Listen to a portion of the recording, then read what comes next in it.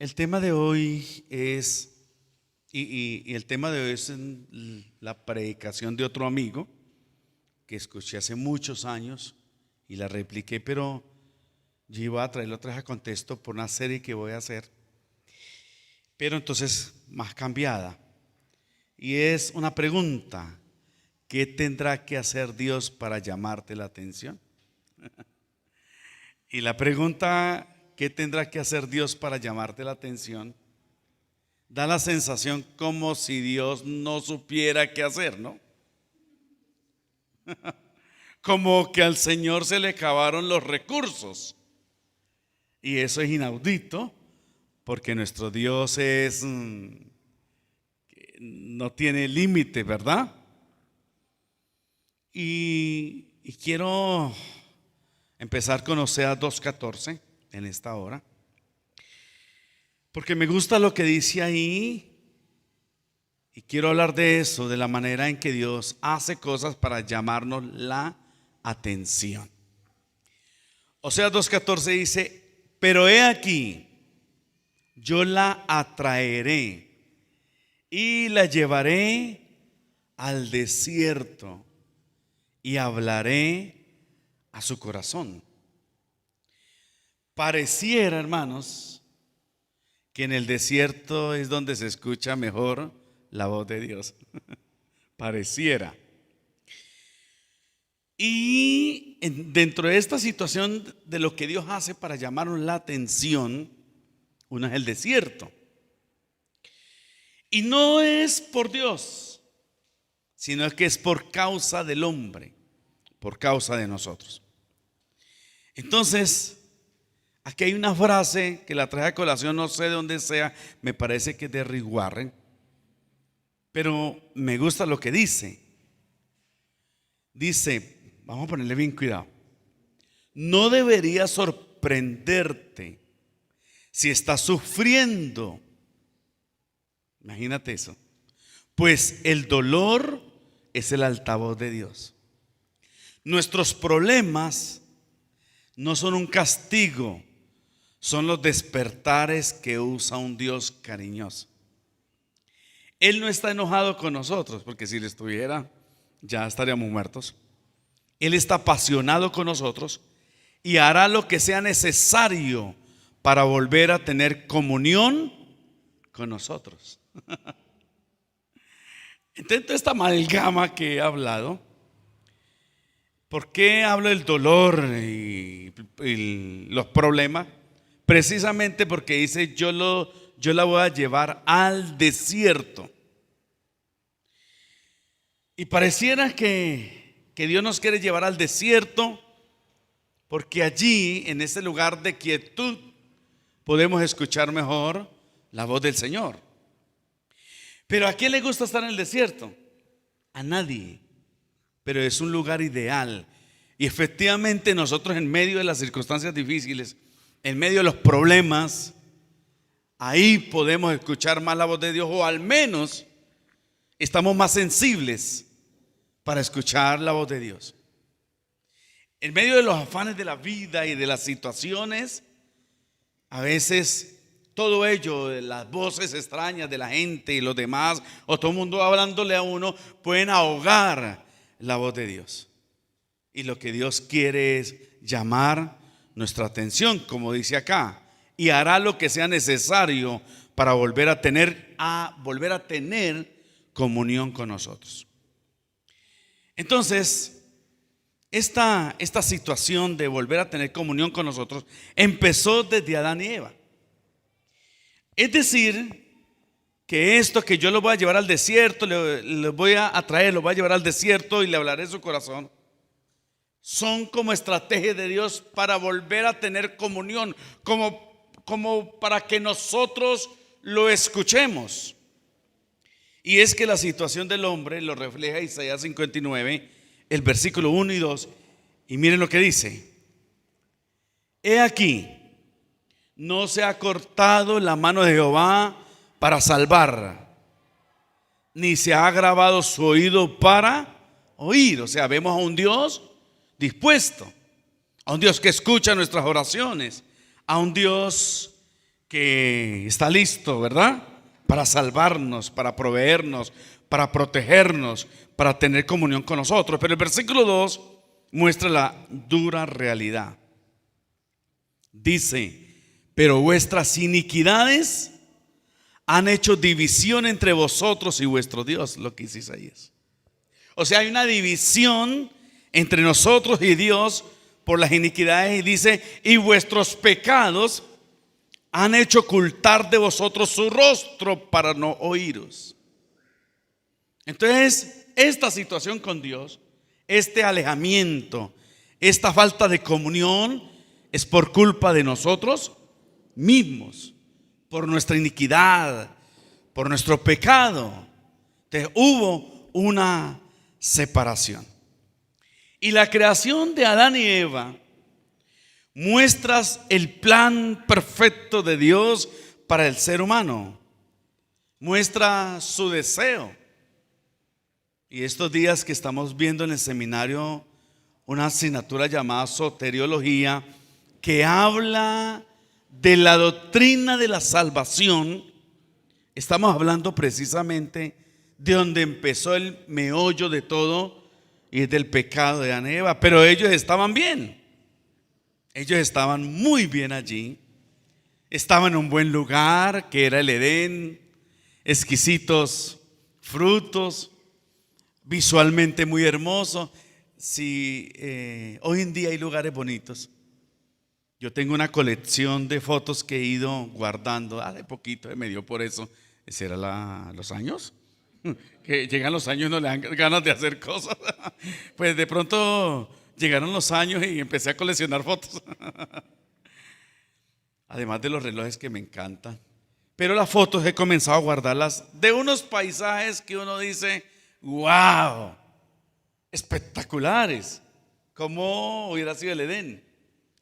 Y eso habla de ríos, habla de riquezas, habla de frutas espectaculares. Todo estaba bien, y sobre todo lo más lindo que a mí me parece es que Dios bajaba de vez en cuando a hablar con ellos, ¿no? Tan bonito eso. Ellos hablaban con el Señor, dialogaban con Dios. Pero Adán y Eva tuvieron una idea: tirarse en todo. Tirarse en todo, ¿verdad?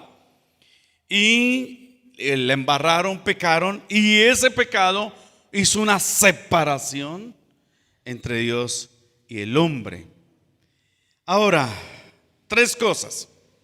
Primero, pues porque de ahí en adelante, después de que Adán y Eva pecaron, Dios comienza a hacer toda una gestión de menor a mayor para rescatar otra vez, o para hacer que el hombre vuelva a tener una comunión con Él. Y a mí me fascina lo que dice Cantares 2, no recuerdo, creo que del 8 en adelante, donde el Señor le dice a su iglesia, dice: hazme oír tu voz. Tan bonito. Tú que estás escondida en escarpados parajes, muéstrame tu rostro, hazme oír tu voz, dice. O sea, yo veo un Dios anhelante de nosotros, ¿no? Y nosotros mantenemos corriendo, ¿cierto? Huyendo de la voz de Dios. El ser humano es así. Entonces yo veo una búsqueda incesante, una búsqueda ardua de parte de Dios. Primero, como si fuera el único beneficiado. Porque yo digo, bueno, ¿Dios con qué se va a beneficiar de esto? Dios, ¿por qué está tan interesado en restaurar mi comunión con Él? Como si Él fuera el beneficiado. Pero la realidad es que Dios en nada es beneficiado, ¿sí o no? En nada. Anoche, como a las 2:30, yo veo con mi esposa de vez en cuando a un youtuber que se llama Luisito Comunica. Y Luisito Comunica estuvo en una marcha gay, de una manifestación del LGBTI, JKLM, y estuvo ahí, y entonces sacó eso al aire. Y bueno, cada uno es libre de hacer lo que quiera. Entonces hay un pastor que tiene como 100,000 suscriptores, no como yo que tengo 330. Ese tiene muchos, ese sí tiene hartos. Entonces él estaba hablando de eso y me gustó cómo el pastor abordó el tema, en el sentido que está bien todo eso. El problema fue que los creyentes comenzaron a mandarle cosas a él y él se despabila en contra de la iglesia de una manera fuerte, burlesca. Y eso como que, oh, Dios mío, no me gustó, porque pues lo seguimos por todas las cosas buenas que él presenta. Entonces, él hablaba de eso y yo, por ejemplo, no lo voy a seguir más. Y dijo algo interesante, por eso estoy contando esto. Dijo, yo no lo voy a seguir más. Pero como dijo, como Luisito Comunica tiene millones de suscriptores, creo que si yo me alejo no lo va a afectar en nada, porque uno en medio de millones. Y yo pensé en Dios porque estaba haciendo la prédica. Yo dije, sí, a Luisito no le afecta si yo dejo de ver un programa de él. Yo no soy suscriptor de él, no somos suscriptores. Vemos ciertas cosas porque nos gusta mucho ver la cultura de otros países y uno aprende con él. Pero si yo soy suscriptor y no quiero seguirlo, a él no le va a afectar. Y yo pensé en Dios. Si alguien deja de ser suscriptor de Dios, yo pienso que eso a Dios no le va a afectar. Y Dios no deja de ser Dios, ¿sí o no? No, entonces aquí los beneficiados somos nosotros, y pareciera que el ser humano no ha comprendido o no ha entendido esto. ¿En qué área somos beneficiados? Y por una sencilla razón, que no mira más allá de lo que ve en el mundo. Porque para el ser humano la parte más allá del más allá, que implica un cielo, un infierno, como no es palpable a los ojos, tocante a nuestros dedos, entonces como que no requiere mucha importancia. Eso por un lado. Lo segundo es que Dios está en la búsqueda del hombre como si Él fuera el culpable del alejamiento del hombre. ¿Pero Dios ha sido el culpable? No, de ninguna manera. Dios no es culpable, hermanos. ¿Quién es el culpable del alejamiento? Nosotros. Todo andaba bien, espectacular. Veían a Dios, comían excelente, no tenían ni siquiera un uñero, nada les dolía, no tenían estrés postraumático, no tenían depresión, no tenían ansiedad, no tenían miedo, no tenían temores, no les dolía una muela, hermano, a las 2 de la mañana, ¿verdad? No iban a urgencias que lo demoraban 7 horas para decirles que no es importante. Nada de eso. Dios bajaba, andaban los dos peladitos para allá, para acá, no se avergonzaban, pero ellos decidieron tirarse en eso. Decidieron acabar con eso. ¿Y cómo terminó todo? Mal. Así que los culpables somos nosotros, pero en lugar... Porque la idea de la culpabilidad es que si uno es culpable, uno debe buscar una solución, ¿sí o no? Bueno, yo la embarré, voy a hacer algo. Pero no, aquel que le toca buscar al hombre es Dios, como si él fuera el culpable. ¿Y Dios es el culpable? De ninguna manera. Pero así somos nosotros, ¿no? Y Dios detrás de nosotros llamando nuestra atención. Llame la atención y llame la atención. Lo tercero es que Dios nos busca como si Él subsistiera de nosotros. Y realmente Él puede subsistirse en nosotros. Dios es Dios. Y es que yo no sé, ¿verdad? En mi mente limitada, en mi mente finita, yo a veces me pregunto, ¿para qué el Señor nos creó? Yo sé la respuesta y lo hizo por amor, ¿no? No hay otra explicación. Pero este matadero cabeza, hermanos, si no nos aguantamos entre nosotros mismos, ¿sí o no? Si a veces usted levanta y no se soporta ni usted mismo.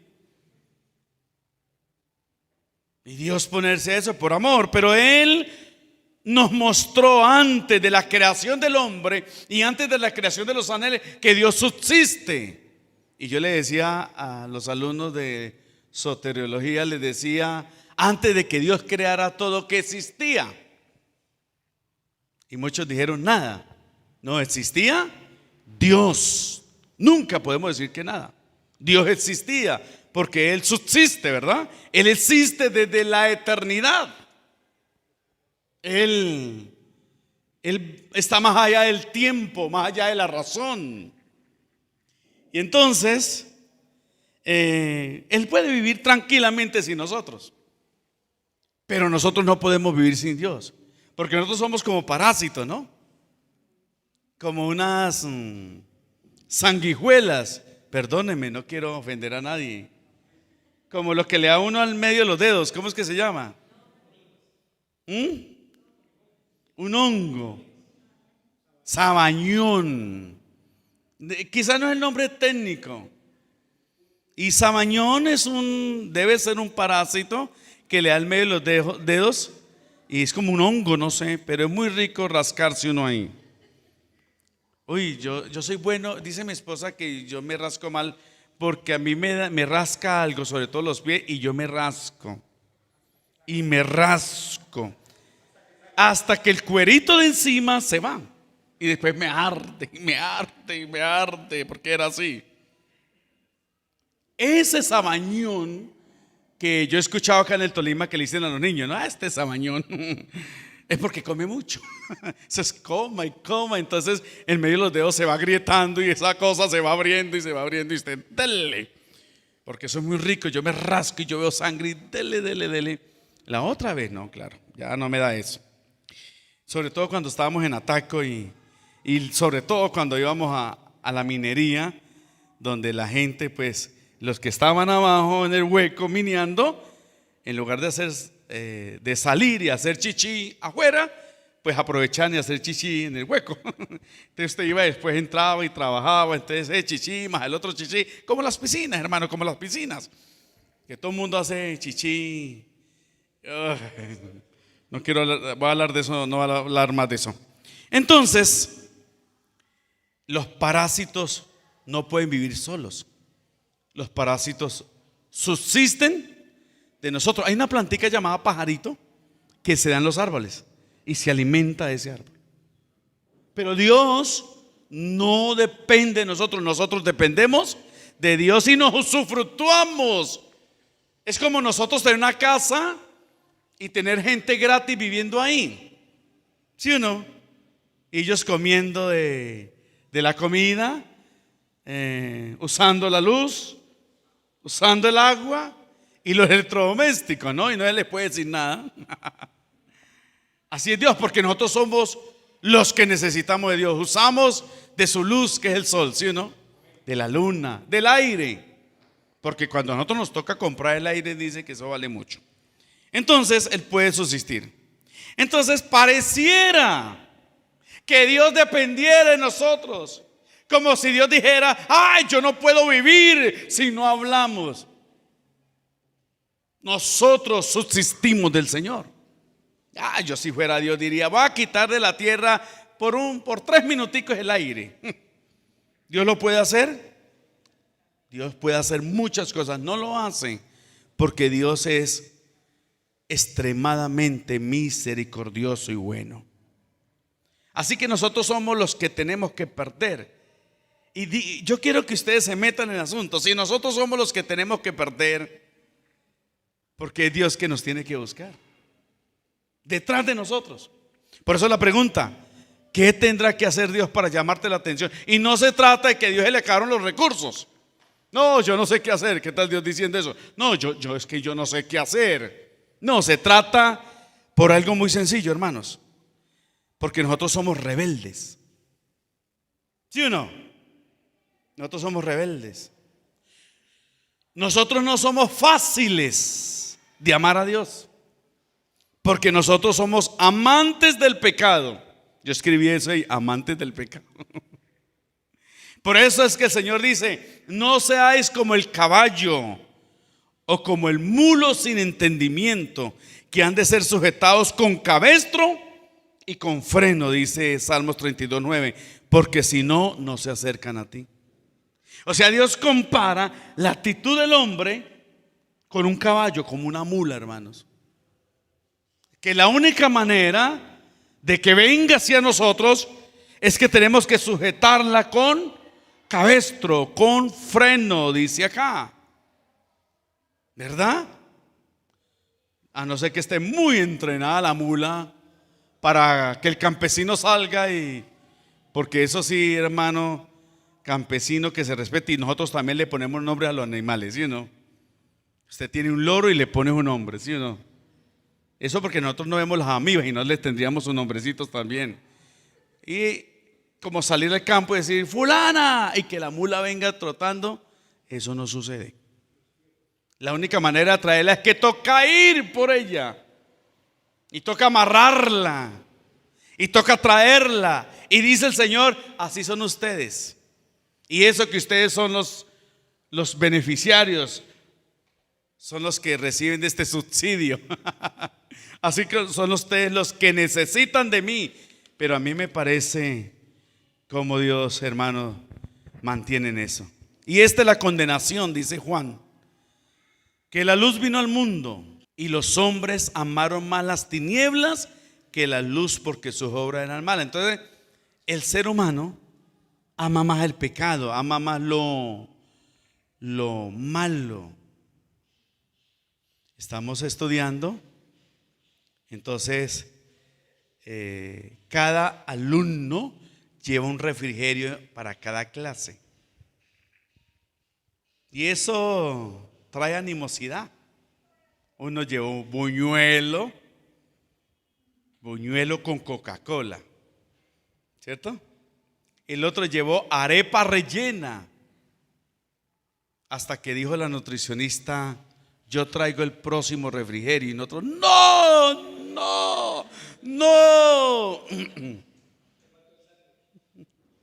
Otro llevó sándwich, sí. Hasta que la nutricionista dice, yo voy a traer el refrigerio. No. Y la petición unánime fue, no lo traiga eso tan sano, ¿sí? Tráigalo malo.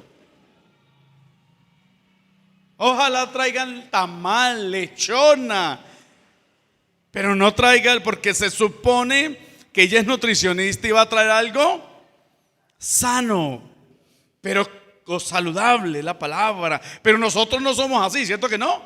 ¿Qué nos gusta a nosotros? Lo malo. A nosotros nos gusta lo saludable. Realmente, hermanos, nos toca lo saludable es porque por salud. Y la queja de nosotros es, a mí no me gusta ir al médico porque todo me prohíben, ¿sí o no? Todo no, que no puedo comer ya.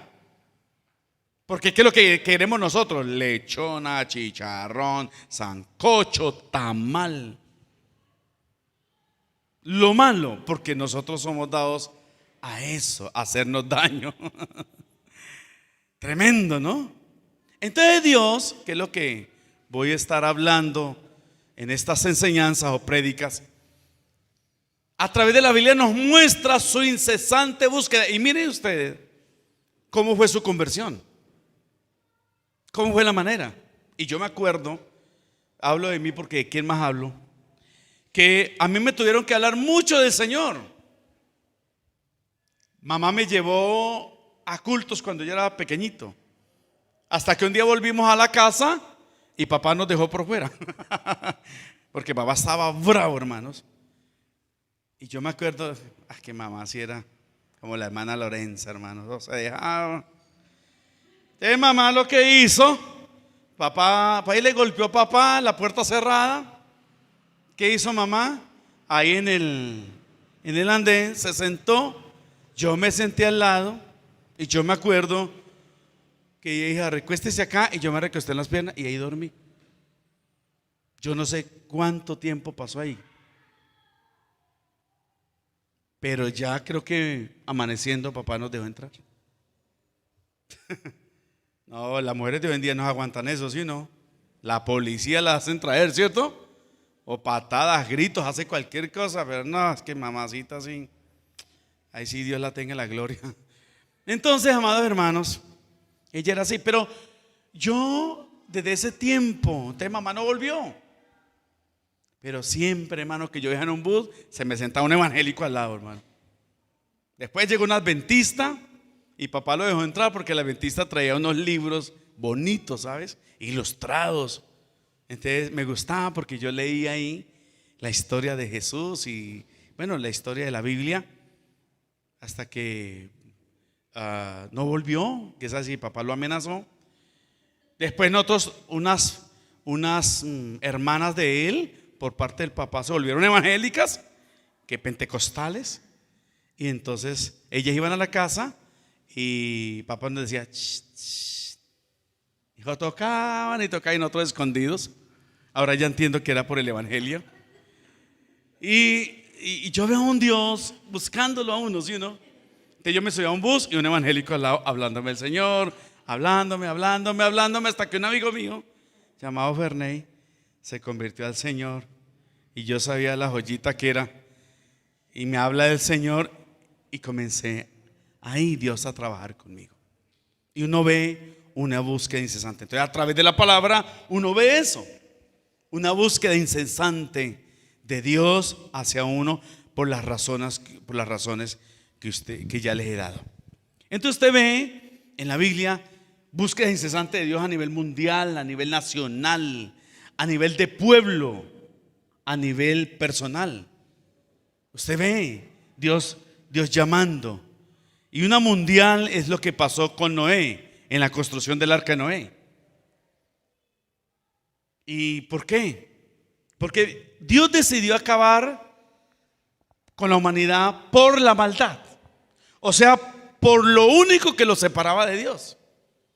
Y Dios dijo, yo voy a acabar con esta gente porque sus pensamientos son de continuo el mal, imagínese usted. Así somos los seres humanos. Así que Dios decidió, porque se aburrió no del hombre, sino de su inconstante búsqueda de la maldad, del alejamiento de Dios. Y en medio de toda esa gente que no amaba a Dios, estaba Noé y su familia, que era la diferencia. Y a mí me alegra que usted hoy esté acá escuchando esta enseñanza, que esté allá al otro lado escuchando esta enseñanza, porque significa que quiere de Dios. No todos quieren de Dios. Toda la humanidad alejada de Dios, pero estaba Noé y su familia, que eran la diferencia, y ustedes son la diferencia. Qué bonito, ¿no? Que llegue el día del culto y uno quiera ir a la iglesia, y uno desea ir, así uno no le toque predicar, pero uno quiere escuchar palabra. Yo escucho palabra en las redes sociales, yo escucho. Y mi esposa me manda también predicaciones, yo las escucho. Y aquel día me mandó una predicación de Dante Hebel, como 1 hora y media, hermano. Ahí me la escuché. Yo no sé por qué me las envía, pero bueno, me las envía. Y yo las escucho, porque debo alimentarme, ¿verdad? Y entonces Noé y su familia eran la diferencia. Hermano, que el mundo se revuelque, pero que nosotros seamos la diferencia. Que nosotros busquemos al Señor. Y yo me pongo a pensar, porque Dios es ilimitado, ¿sí o no? Para Dios no hay nada imposible. Que Dios pudo salvar a Noé y su familia, que son 8 en total, de cualquier manera, ¿verdad? ¿O no? Dios pudo haberlos agarrado en su mano, acabar con esto y volverlos a soltar, ¿o no? No, ¿qué hizo Dios? Le dijo a Noé que construyera un arca. Y bueno, si el arca se hubiera demorado unos meses, pero Noé se demoró 120 años construyendo el arca. Entonces todo el tiempo la gente tuvo que decirle a Noé, oye, ¿qué estás haciendo, verdad? ¿Y qué decía Noé? No, lo que pasa es que va a venir un diluvio y va a acabar hasta con el nido de la perra, dicen en el Tolima. Va a acabar con todo. Pero ¿qué es lo que estaba haciendo Dios realmente a través de Noé? Llamando la atención. Hermanos, que 120 años son 120 años, hermano. Es como usted ver a un vecino en la esquina construyendo algo, 2 años. Usted va y le pregunta si uno, ¿y usted qué está haciendo? ¿Y eso por qué? ¿Y para qué? Así que Noé les dijo, claro que les dijo. ¿Y creyeron? No, no creyeron. ¿Por qué no le creyeron a Noé? ¿O por qué no le creyeron al aviso de Dios? ¿Por qué? Porque lo que decía Noé era inverosímil. ¿Qué decía Noé? Va a llover. Y antes no llovía, ¿sí o no? Antes de Noé no llovía, sino que subía un vapor, dice la palabra, o sea, como el rocío, ¿no? Cuando yo vivía frente a una cancha de fútbol, que yo me levantaba por la mañana, seguro cuando iba a estudiar, porque el resto uno nunca se levanta por la mañana, yo veía el pasto mojado. Y un día le pregunté a mis padres, ¿por qué el pasto está mojado? ¿Llovió anoche? No, es el rocío. Esos son los vestigios de cómo hacía Dios antes. Así era la manera, ¿verdad? Y ríos existían, porque pues los ríos existen precisamente por las precipitaciones y todo eso. Pero la Biblia habla que habían ríos en Edén. Así que, hermanos, era una manera de Dios llamar la atención. Pero era inverosímil lo que Noé decía. Es que yo voy a construir porque va a llover y esto se va a inundar en agua. ¿Quién iba a creer eso? Por eso nosotros nos podemos, hermanos, destrozar la garganta diciéndole a la gente que Cristo viene y la gente no cree, que hay un infierno y la gente no cree, que Jesús viene otra vez y nos llevará así como estamos para el reino de los cielos, peor, por una sencilla razón, porque es inverosímil. 120 años. Y en las maneras que Dios usa para llamar la atención. Pero yo me pongo a pensar, si en esos 120 años la gente hubiera cambiado o se hubieran acercado a Dios, hubieran enfocado otra vez sus caminos hacia el Señor, no viene el diluvio. Porque hubo un llamamiento de una ciudad que era Nínive, ¿recuerdan? Dios les llamó, porque es su manera de Dios llamar la atención. Y Dios fue muy sabio, porque Nínive y todas esas regiones creían en un Dios llamado Dagón, que era la forma de un pez. Que los filisteos, cuando se robaron el arca y pusieron el arca ante su Dios era un pez. O al menos cabeza de pez, no sé. Esa gente. Y Dios es tan bueno, el Señor, que quiso llamar la atención de 120,000 ninivitas. No se sabe, porque ahí dice que no sabían distinguir entre su mano derecha y su mano izquierda. Entonces dice que posiblemente la ciudad era tan grande que habían 120,000 niños. O no se sabe si era hablando de la ignorancia de ellos. No se sabe, pero ahí dice eso. De por sí una ciudad de 120,000 es harto, ¿no? 120,000. Y si eran 120,000 niños, imaginen la ciudad. Tanto que Jonás creo que duró 3 días en recorrerla de un extremo al otro. 3 días, hermano, caminando. ¿Qué estaba haciendo Dios? Llamando la atención. Y mire cómo la llamó el Señor. Que un pez vomitara a Jonás. Un pez. Así que los que vieron eso se dieron cuenta que quizás su Dios lo había mandado. Y es que, hermanos, a mí va pasando una vaca y vomita un hombre ahí y entra y dice algo, yo le creo. Ustedes no. ¿Sí o no? Un caballo, que usted ve un caballo y de pronto vomitó una persona y le diga, de aquí a un mes Colombia será destruida. Usted dice, de una, yo le creo. Es la manera que Dios usa. Entonces Dios usa nacional, de ciudad, mundial, para llamar la atención. Y en eso mantiene el Señor. En eso mantiene el Señor, llamando la atención. Entonces, por ejemplo, con Moisés, ¿recuerdan a Moisés? Moisés está en el desierto. de pronto ve algo que es normal realmente. Él vio una zarza en fuego, con fuego. ¿Y por qué digo que es normal? Porque está en el desierto, el calor es abrasador, se pueden encender las cosas. Quizás un pedernal por ahí ocasionó alguna chispa, no sé. Moisés no se sorprendió que hubiera una llama en el desierto. ¿Qué fue lo que a él le llamó la atención? Que la zarza no se consumía. Y esa zarza estaba ardiendo y ardiendo y ardiendo, y dijo: ve, ¿qué pasará? Yo voy a ir a mirar. Esta es la manera que Dios usa para llamarnos la atención. Es la manera. Entonces Dios dice: venga a ver, si hago esto, quizás el hombre recapacite, quizás el hombre reflexione que necesita de mí.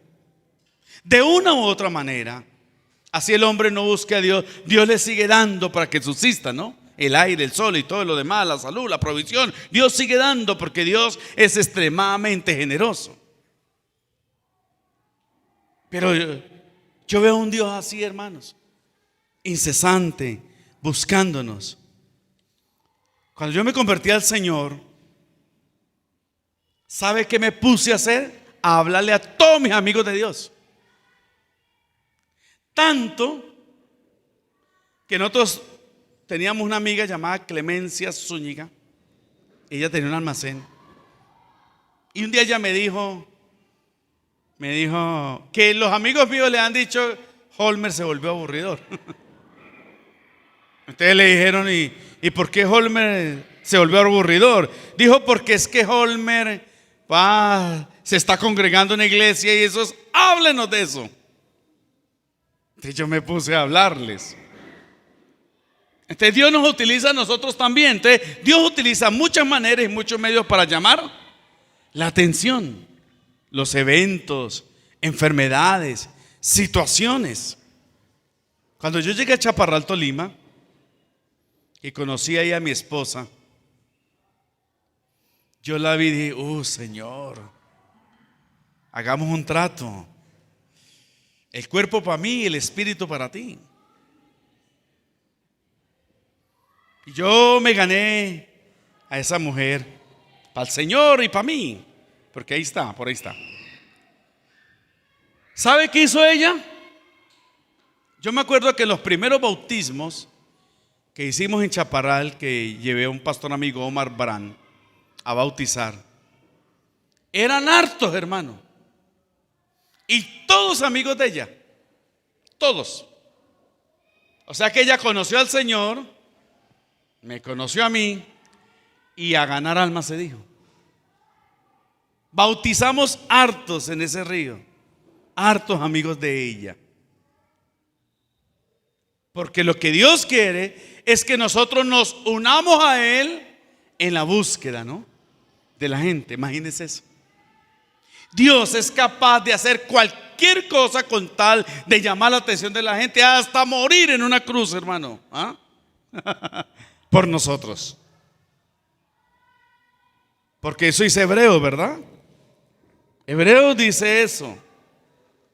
Dios, habiendo hablado muchas veces y de muchas maneras en otro tiempo a los padres, habiendo hablado muchas veces, y lo que dice acá, y de muchas maneras.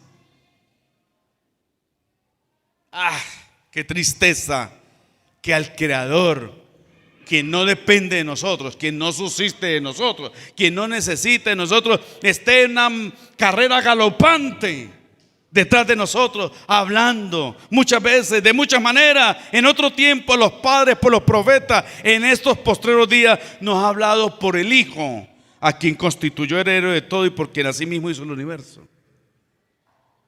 Imagínense los recursos de Dios. Pero mire que la manera que Dios tiene no es tan sobrenatural de llamarnos la atención, sino de lo que nosotros vemos y palpamos. Y mandó a Jesucristo de Nazaret a morir por nosotros en la cruz del Calvario, ¿no? Fue capaz de dejar su trono de gloria, hermanos, dejar su esplendor Y Hebreos dice que se humilló en extremo, siendo menor que los ángeles, para que nosotros volvamos a Dios. ¿No te parece maravilloso, hermanos?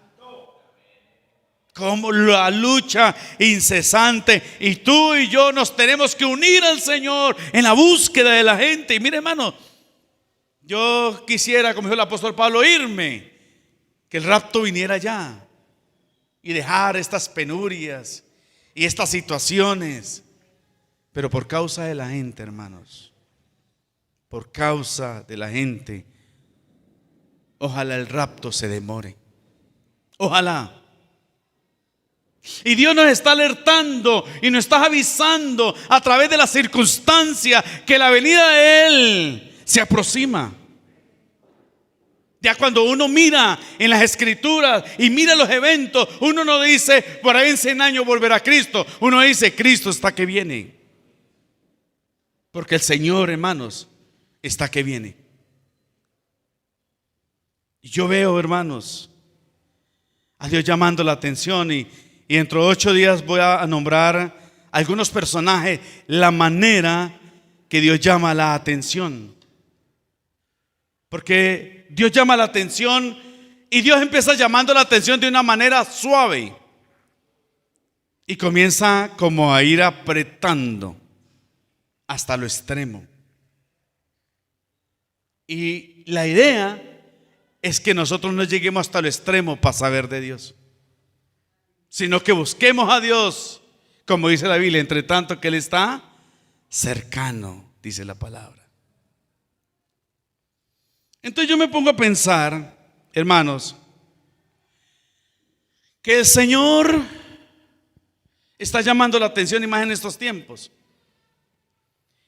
Y hubo 2 cosas, les voy a decir, que a mí me impactaron en estos tiempos, y les voy a contar.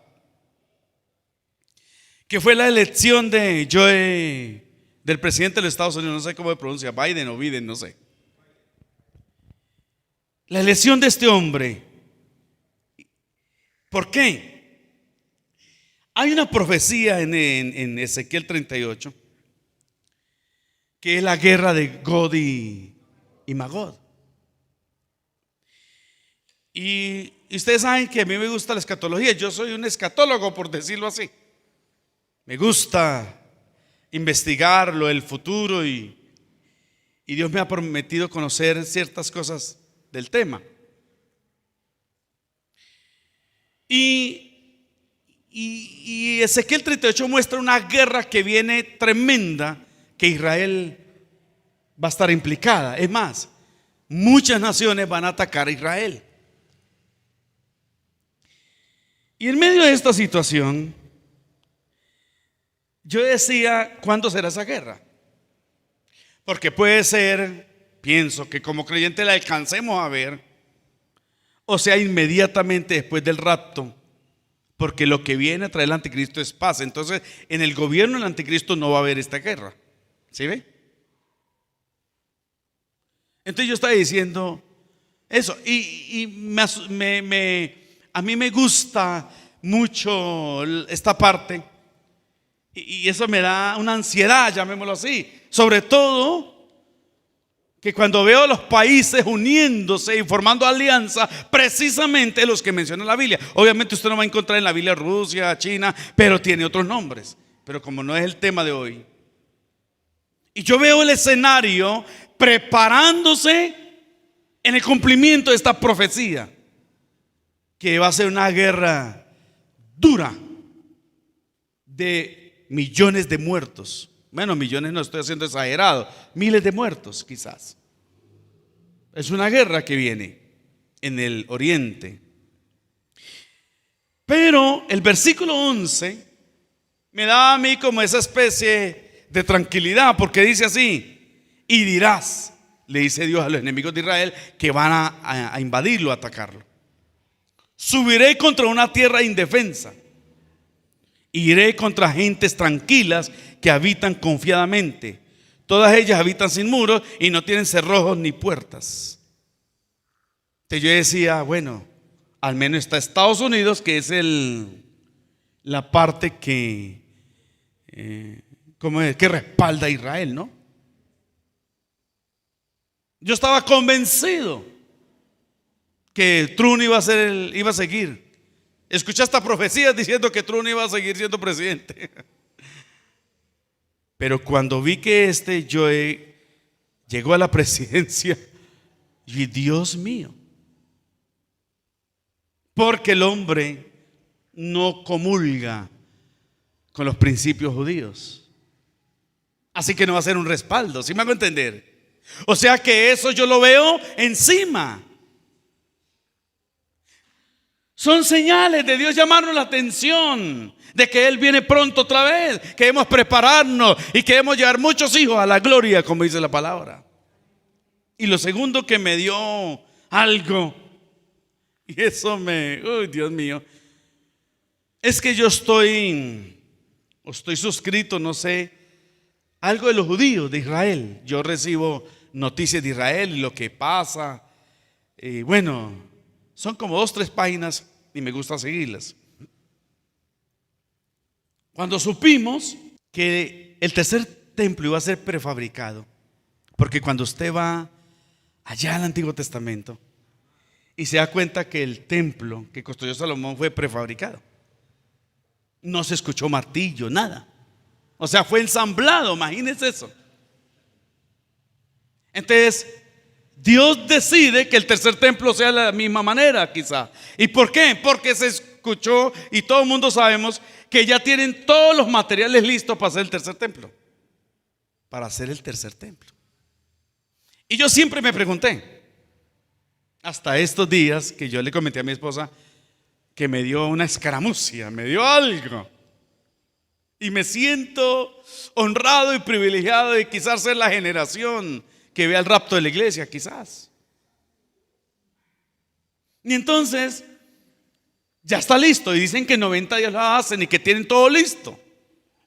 Lo cierto es que el tercer templo va a ser usado por el anticristo. O sea, yo decía, puede ser construido en los 3 años y medio primero del reinado del anticristo. Pero había un gran obstáculo y una situación bastante compleja. Y es que en el lugar de la construcción del tercer templo está la mezquita de Omar. Y yo siempre me he preguntado a través de estos años, ¿cómo será? ¿Qué tendrá que hacer Dios? ¿Será que va a haber un terremoto y va a destruir la mezquita de Omar? Pero es que los árabes son los árabes. A no ser que haya una guerra y los árabes pierdan esa hegemonía o ese control. Pero que Dios va a hacer algo, Dios va a hacer algo. Pero me dio una escaramucia cuando en las noticias de Israel dijeron de una posible teoría. Dijeron que el muro de los lamentos no era el muro de los que los judíos estaban pensando que era. Y yo, ¿cómo así?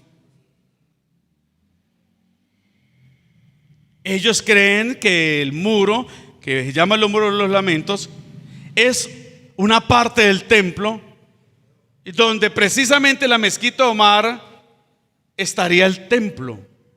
Porque uno dice, el diablo sí es astuto, ¿no? Precisamente Dios ayudó para que la mezquita de Omar fuera construida donde está el tercer templo. Pero según la noticia de Israel, parece que el templo estaba para el otro lado. Y yo dije, wow. Si el templo está para otro lado y ya comenzaron las excavaciones arqueológicas y los estudios pertinentes, ya no hay nada que detenga la construcción del tercer templo. Porque donde ellos confirmen que en ese terreno donde no está la mezquita de Omar estaba el tercer templo, ahí será levantado. La venida de Cristo está día a día más cerca. Y eso a mí me da algo, porque yo veo Dios llamando la atención del hombre, ¿no? Pero ¿qué me entristece? Me entristece lo que dice Apocalipsis, ya voy a acabar. Por la actitud de la gente. Apocalipsis 6 nos habla de los caballos, ¿no? De los jinetes del Apocalipsis. Y es tremendo porque habla de carestía, habla de terremotos, habla de hambre, habla de guerras. Ese capítulo 6. Pero miren la actitud de la gente en el versículo 16. Y decían a los montes y a las peñas: caed sobre nosotros y escondednos del rostro de aquel que está sentado sobre el trono y de la ira del Cordero. O sea, ven todo eso y aún le dicen a los montes y a las peñas que los escondan, caigan sobre nosotros. Imagínense, es mejor que me sepulten, escóndeme de aquel que está sentado en el trono. O sea, la gente, en lugar de buscar a Dios, no lo hace. La gente tiene una mala actitud contra Dios, como si Dios fuera el culpable. Y cuando uno escucha, hermanos, pensamientos de la gente echándole la culpa a Dios por la economía mundial, porque los niños están aguantando hambre, o la gente de África, la gente le echa la culpa a Dios. O la mala distribución económica, le echan la culpa a Dios. Esa es la actitud. ¿Por qué quiero finalizar con esto? Por esta pandemia. ¿Sabe qué pensamos todos los pastores, hermano? Llegó la pandemia, ¿verdad? Cerramos los templos. O sea, nosotros hemos vivido cosas tremendas esta generación. ¿Cuándo se nos iba a nosotros pensar que esas películas chinas se hicieran realidad? Falta y no los zombies. ¿Cuándo? Nunca. Y cerramos los templos. Tocó cerrar los templos meses, ¿no? Y esas ganas de volver al templo. Y los pastores hablábamos, y con mi esposa, nosotros nos imaginamos a la gente como nosotros, con ganas de volver al templo. Nosotros decíamos: ¿cómo será eso? Eso abrimos la iglesia y eso se va a llenar. La gente correrá a borbotones a la iglesia. La demora es que hablamos de templo. ¿Qué vamos a hacer? Dios mío, nos va a tocar 3, 4, 5, 6 cultos. ¿Cómo será eso? Dios, ayúdanos, guárdanos, danos sabiduría, inteligencia, danos sapiencia para manejar esto que se viene, hermanos. Porque la demora es que anunciamos que vamos a abrir este domingo y eso, como ni nosotros vamos a poder entrar.